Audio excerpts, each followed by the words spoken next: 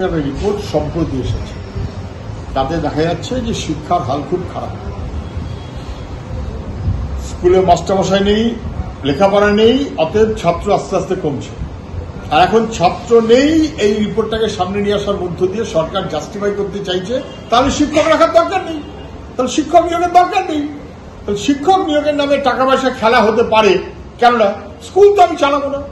সরকার school না চালাবার মনোভাবে চলছে, এটা স্পষ্ট হয়ে যাচ্ছে শিক্ষাক্ষেত্রে সরকারের ভূমিকা। সরকার ধাক্কা খেয়েছে যে চাকরি চোরেদের পরীক্ষায় ডাকা যাবে না।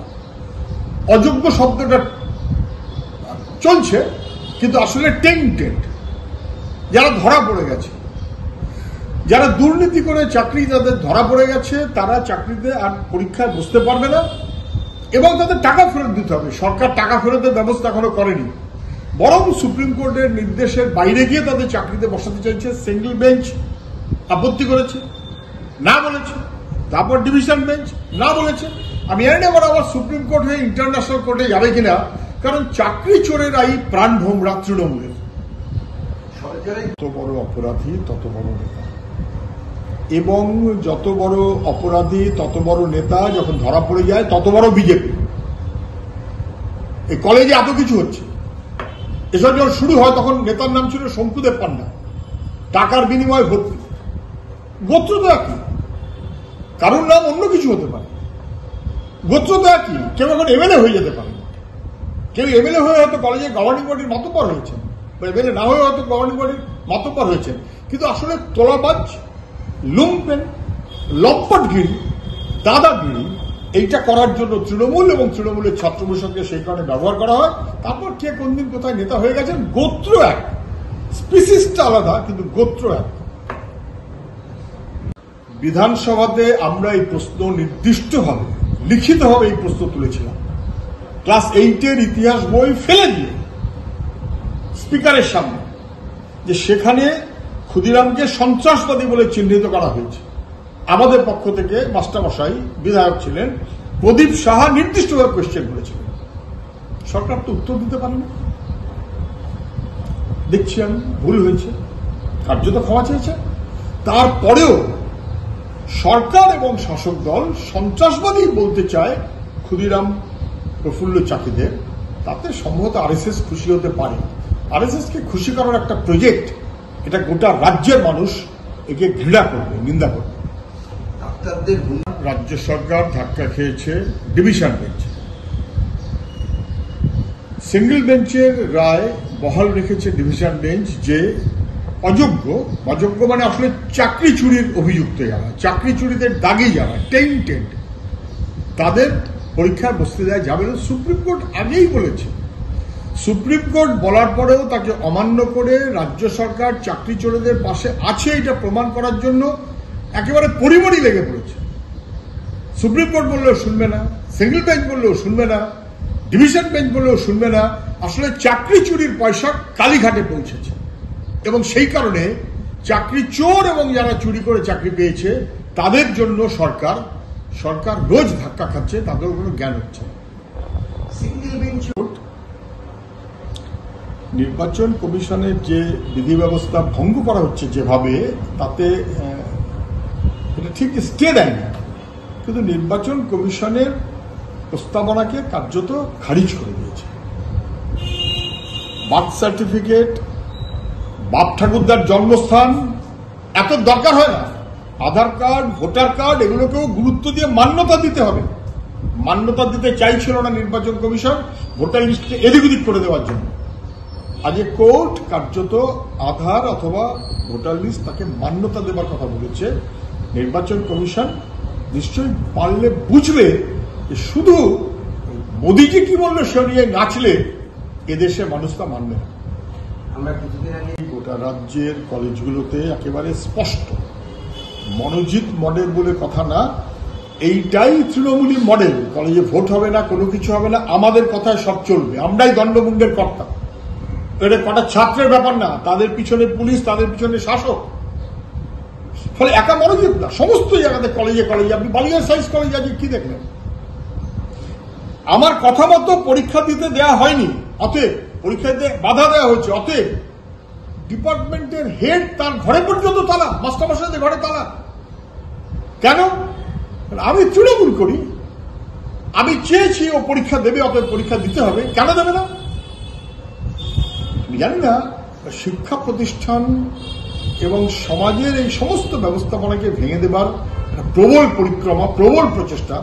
তৃণমূলের যত বড় নেতা তত বড় দাপট, তত বড় অসভ্যতা। সোনারপুর কলেজে সব জিনিস প্রমাণ করা যায় না। এটা যেমন সত্য তেমন এটাও সত্য যে বহু লোকের সঙ্গে বহু রকমের যোগাযোগ এবং ইত্যাদি, এই সবটা আবার কায়দাবাজি করে হয় না।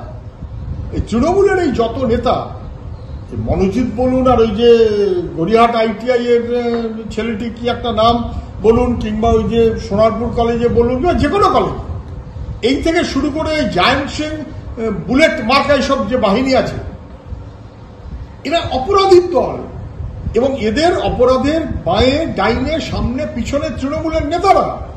গড়িয়াহাট ITI, সেখানে কলকাতা কর্পোরেশনের একজন মেয়র ইন কাউন্সিল এবং MLA ঘনিষ্ঠভাবে যেভাবে তারা যুক্ত, তাতে বোঝা যায় যে এরা তোলাবাজি করবে এবং সেটা নেতাদের মারফত তৃণমূলে যাবে।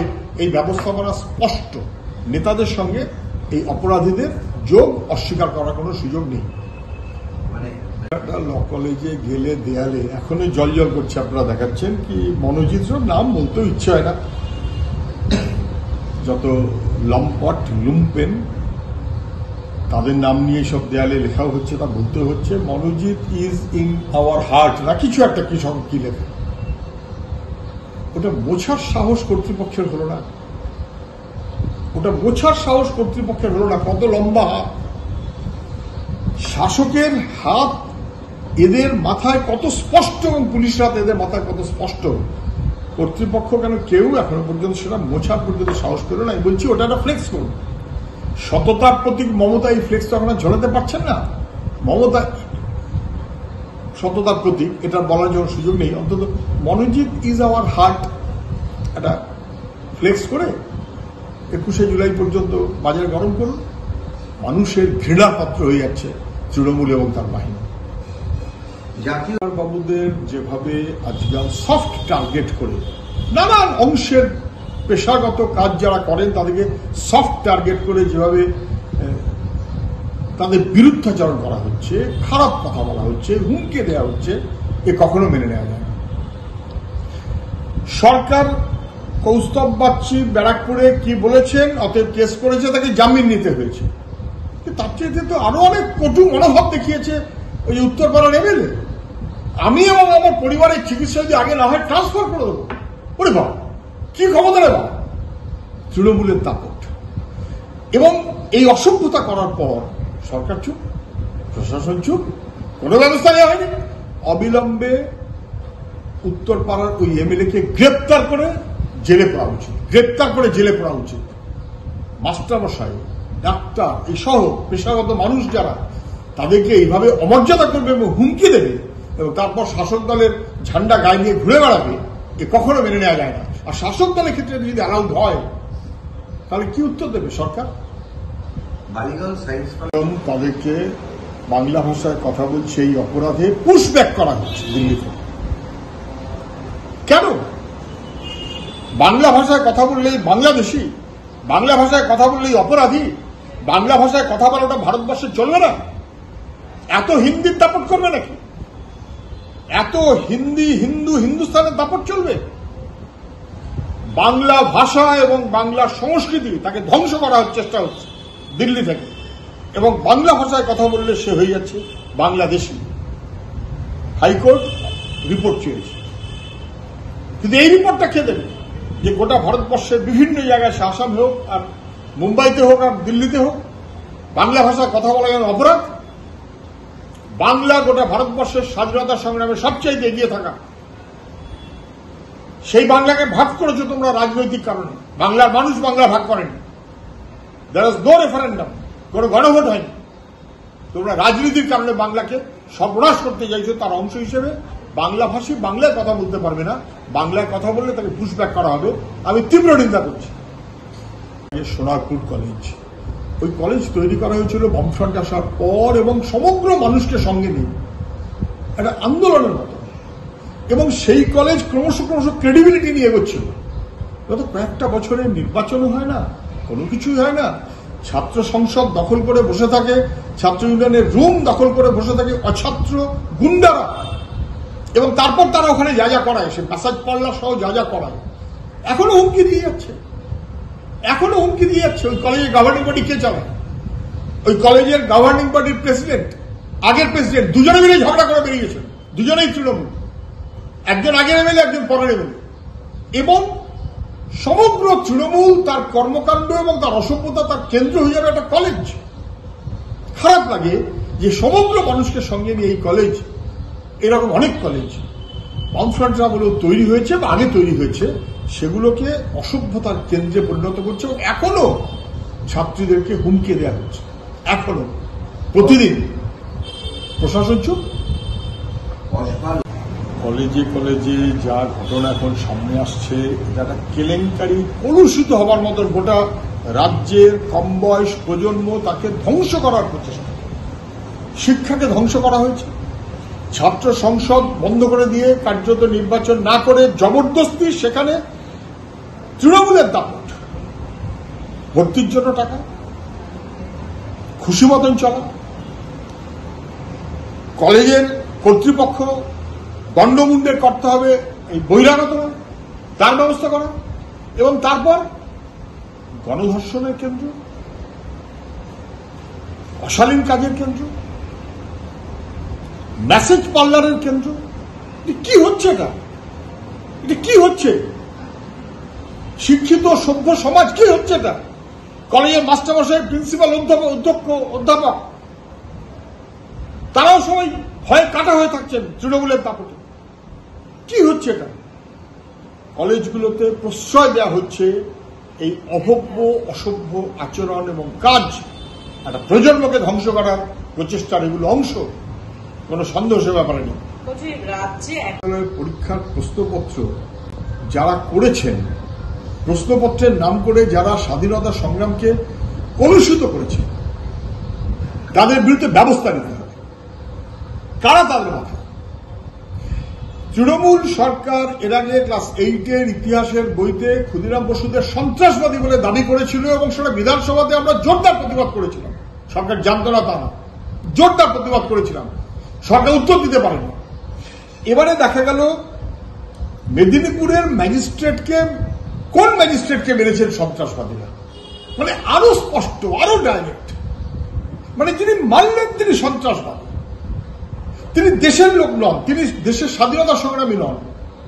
ক্ষুদিরাম, প্রফুল্ল চাকি, বিনয় বাদল দীনেশ, মাস্টারদা সূর্য সেন, স্বাধীনতা সংগ্রাম, এই সমস্তগুলোকে জলাঞ্জলি যারা দিতে চায়, একদম আরএসএস এর ভাবধারা। আরএসএস যেমন স্বাধীনতা সংগ্রামের বিশ্বাসঘাতক, ঠিক আরএসএস এর ভাবধারায় সংগ্রামীদেরকে কলুষিত করা, তার মতন করেই রাজ্যের শাসক অথবা তার বাহিনী চলছে। বিদ্যাসাগর বিশ্ববিদ্যালয়তে তারা হলে এরকম প্রশ্ন হয় না। দ্রুত অ্যাকশন নেওয়া জরুরি। প্রথম দিন থেকে এটা স্পষ্ট করে দিয়েছে যে সরকারটা চাকরি চোরেদের জন্য, যারা টেন্টেড, যারা দাগি, যারা দুর্নীতি করে, তাদের জন্য সরকার। মানুষের জন্য, ছাত্রদের জন্য, লেখাপড়া করেছে, পরীক্ষা দিয়েছে, তাদের জন্য নয়।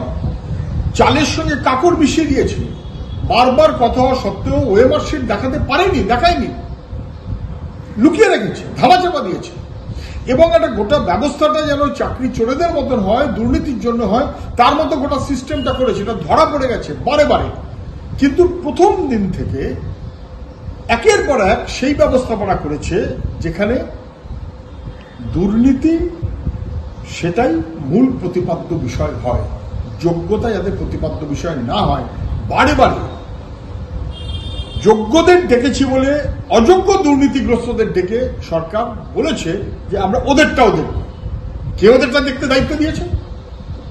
চাকরি চোরেদের মাথায় নিয়ে সরকার ঘুরছে, এবং সেইভাবেই স্কুল সার্ভিস কমিশন অথবা মধ্যশিক্ষা পর্ষদকে এবার ওরাও কোর্টের কাছে বিপর্যস্ত হবে।